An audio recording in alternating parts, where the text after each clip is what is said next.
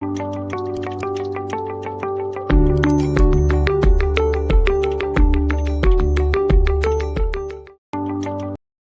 Two Assam YouTube channel. তো friends হ'ল কেনেকুৱা আছে? আপোনালোকে নিশ্চয় ভালে আছে।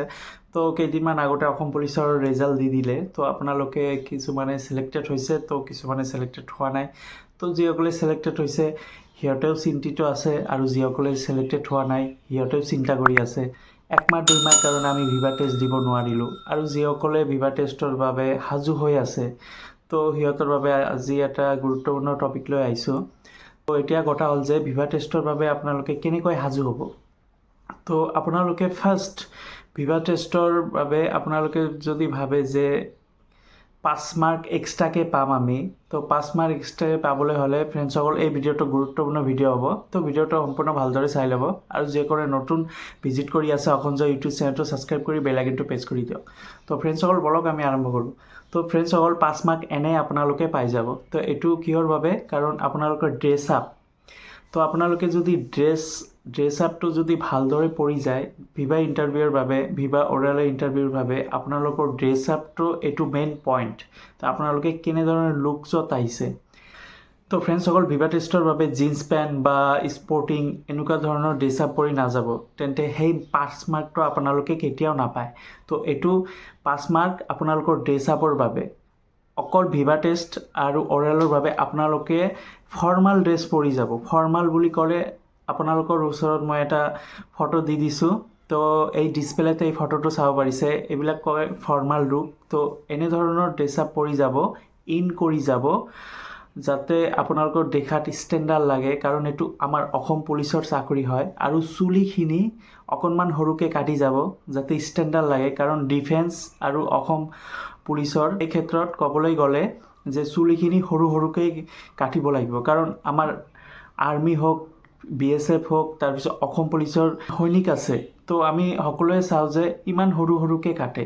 তো কামাণ্ডাৰৰ পৰা আৰম্ভ কৰি বেটেলিয়নলৈকে বা হোমগাৰ্ডলৈকে ইমান সৰু সৰুকৈ চুলি কাটে। তো আপোনালোকে চুলিটো সৰুকৈ কাটি যাব আৰু ফৰ্মাল লুকত যাব। ফৰ্মাল লুকত বুলি ক'লে ফৰ্মাল লং পেণ্টটো পৰিব, ফৰ্মাল টি চাৰ্ট বা ফুল চাৰ্ট পৰিব পাৰে।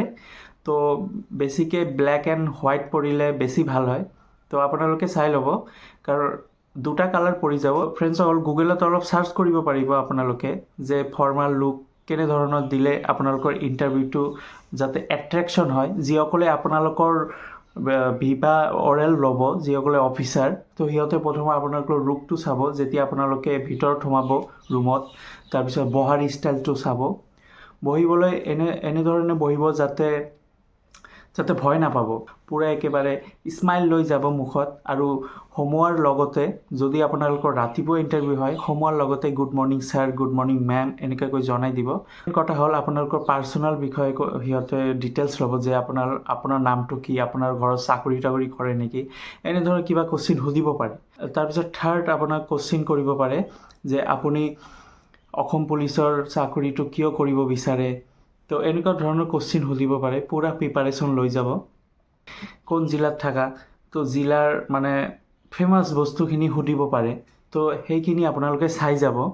তো গুগলত চাৰ্চ মাৰিব যে যি ডিষ্ট্ৰিক্টত থাকে সেই ডিষ্ট্ৰিক্টৰ ফেমাছ বস্তু কি আছে, যেনে মন্দিৰ তন্দিৰ বা আৰু কিবা কিবি থাকিব পাৰে। তো সেইটো আপোনালোকে ষ্টাডি কৰি যাব। লগতে সেই ডিষ্ট্ৰিক্টৰ SP ছাৰৰ নাম কি, DC ছাৰৰ নাম কি, এইবিলাক সুধিব পাৰে।